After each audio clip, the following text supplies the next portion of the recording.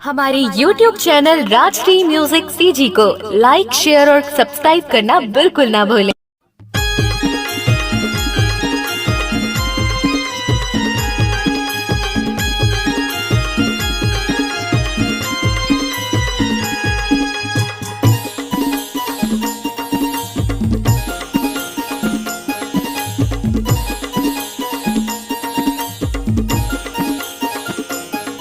मोरे गाँव है वो लालेपुर, तहाँ आवे घूमेला जरूर।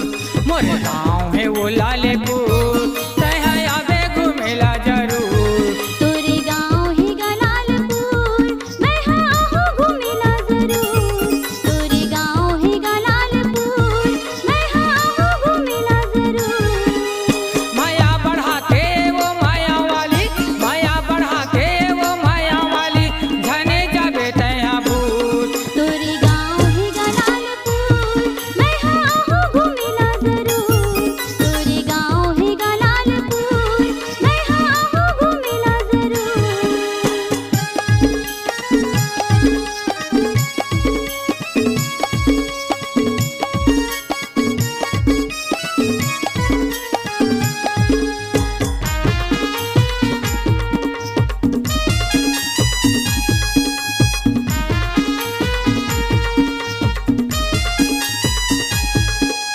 गाँवे हवाए मोरे लालपुर, वो पोस्टा पढ़ी के सितारा।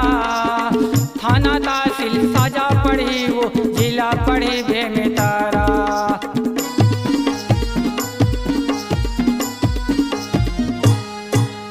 गावे हवे तोरे लालपुर गा, पोस्टे पढ़ी के सितारा। थाना तहसील साजा पढ़ी गा, जिला पढ़ी बेमेतारा। थाना तहसील साजा पढ़ी गा, जिला पढ़ी बेमेतारा। राजू लाल याद हमोला वो कहते, राजू लाल याद हमोला वो कहते, धनी जाबे तहाँ भूल। तोरे गाँव ही गलालपुर, मैं हाँ घूमेला जरूर। तोरे गाँव ही गलालपुर, मैं हाँ घूमेला जरूर।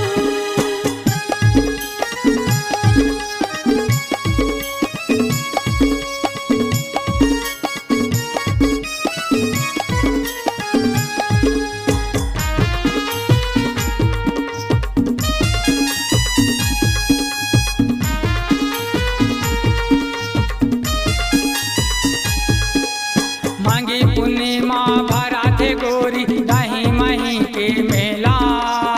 हो मैं दुख बेले पतिया धरियाबे, माना ले वो शिव भोला।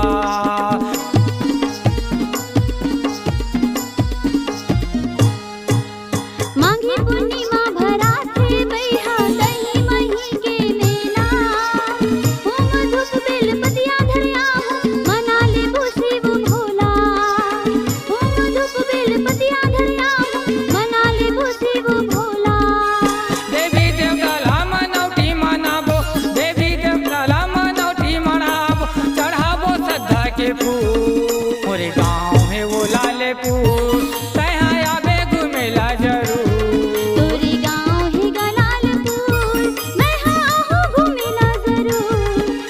राजू लाल याद हमोला वो कहते, राजू लाल याद हमोला वो कहते, धनी जाबे तहाँ भूल। तोरे गाँव ही गलालपुर, मैं हाँ घूमेला जरूर। मोरे गाँव में वो लालेपुर, तहाँ आबे घूमेला जरूर। मैं हाँ घूमेला जरूर। तहाँ आबे घूमेला जरूर। मैं हाँ घूमेला जरूर।